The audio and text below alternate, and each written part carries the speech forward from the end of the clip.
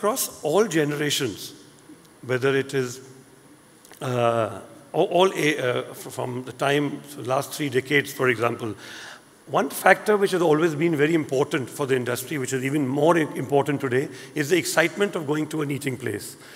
There has to be certain aspiration to go to a particular outlet.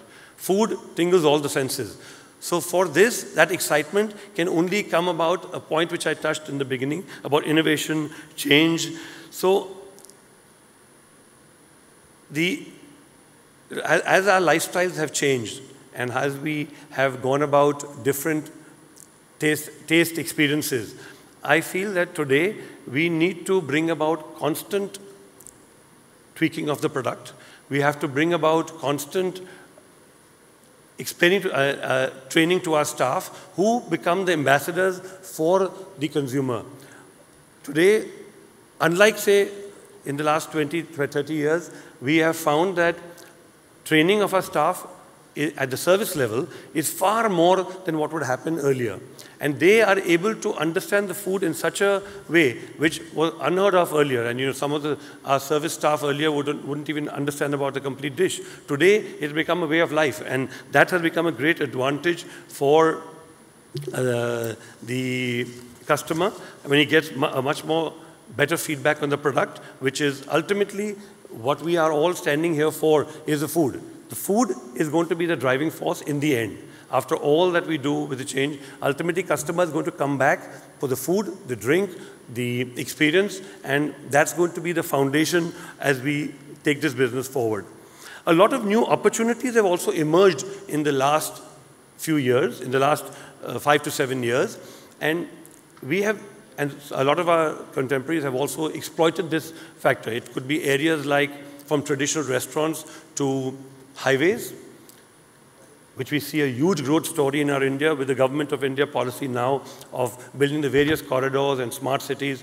There's going to be so much more traffic movement.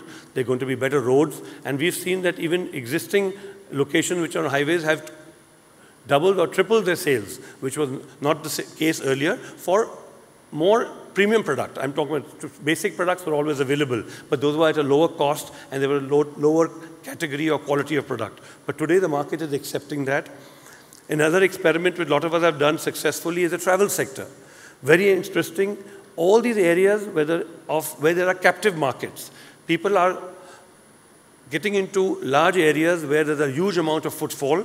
Could be malls, could be travel, could be retail, could be captive markets for a highway. Even a highway, when there are not very limited opportunities, become captive markets. These are areas which have growth. We have seen a phenomenal amount of response, and as much as shopping malls are shopping malls, airports have become shopping malls. And we and a few of our contemporaries like Amit and other companies like Devyani have entered this field in an organized sector and have tasted success, tasted the response from the customer who've demanded more because they've received more. And it is only their aspiration, their requirement has only increased over the last few years, and we are seeing a huge opportunity in this sector. Railways, similarly, it was traditionally served by a particular category of entrepreneurs, traders, restaurateurs, etc. Could be packaged foods, could be cooked foods. Today, market is evolving. You keep reading about how the government of India is opening up railways from a development and literally looking at developing these also into shopping malls. So ultimately, all these sectors are all about experience areas. People are looking at, I wouldn't be looking at time to spend in these areas. I wouldn't be surprised that more and more people who are traveling to railway stations will now start going in, even though it's not mandatory, unlike an airport, will go in earlier because the experience itself. When I travel in Europe in a train, I would like to go earlier because I would get my a hot dog or a hamburger, which I'm very fond of, or even a cup of coffee from a particular brand at a railway station, and I'm happy to go there half an hour early and have a meal and maybe carry it onto the train. Similarly, that trend is going to happen in India. It's a matter of time before our lifestyles change. I'm seeing that happening. We've entered this particular sector and it's only growing.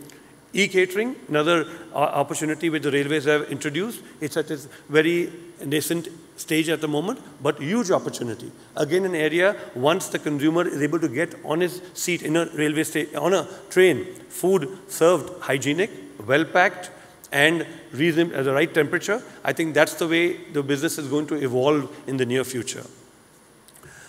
Highways, again, similarly, like I mentioned. While we as a company, we had various verticals, and we experimented, because the type of period we've been in this industry, whether it could be banqueting, whether it could be that's becoming an opportunity itself. People are entertaining in larger numbers. That's a traditional Indian custom. We've been able to, from our ice cream business to banqueting to airports to railways to restaurants to bars to cafes, we've been able to put everything, and we've now put it all into a holding company where we are able to cross-utilize our learnings and our experiences among the different sectors. While each business has a different science, a different understanding of the consumer, and we try to keep it focused on that. But we're using the back-end support for the entire organization. Brings our costs down, it's a challenge for us in our industry. Back-end costs are constantly increasing, because when I talk about implementing that, it also means corporate structure costs are increasing. And most of us go through this very difficult question that while we are EBITDA positive, but we struggle to make corporate costs meet that cost. But it's a necessity, it's a requirement, and we have successfully been able to do that with volume. And at some stage, these costs are divided over a larger number of business. So just to touch on what we have done with all our brands, we brought it onto a holding company called K Corp, and that company today innovates, presents itself before the consumer. It gives the holding company a much larger perspective, and we've been able to successfully implement cross-utilization and multitask certain segments of our business. Could be like the supply chain, could be on the admin, whereas production and others have to be used constantly. But we are, instead of using our own central kitchens, we're now looking at outsourcing and even going towards the processed food industry to source more of our products.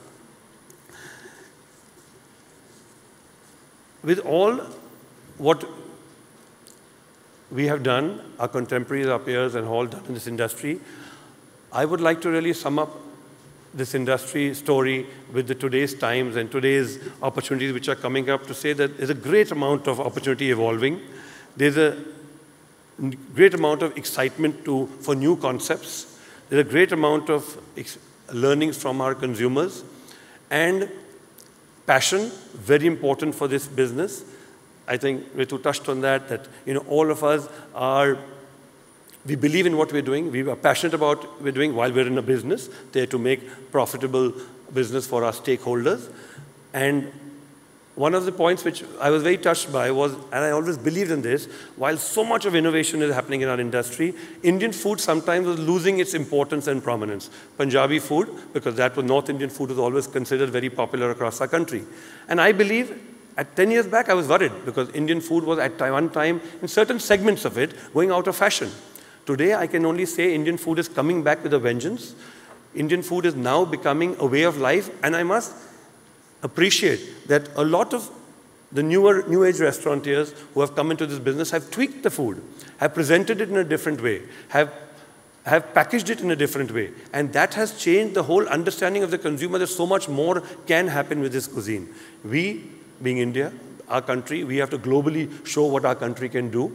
I think that's a great opportunity as we take the next decade forward, and what we showcase to the world and to India itself, because that's where our core market is, and most of us are looking at growing in this country. Unlike not too much, we have an opportunity internationally, but today India is the story, and I see that Indian food is going to only become a bigger explosion, a profitable business. It will grow side by side with new foods, whether it's Mexican, Italian, Chinese, and other cuisines. Could be even tomorrow Peruvian restaurants would come in here. People want to experiment, try new foods. But when we tweak the Indian food, I think that's the story to stay. Basically, across the country, our taste buds are Indian. We have a great affinity for that, and I think that is the future. I thank all of you to have me here today. It's been a great experience, and I would love to share my thoughts with everyone after this session. And I'd love to talk to Elle, get new ideas, understand new beginnings, and take this whole industry forward. Thank you very much.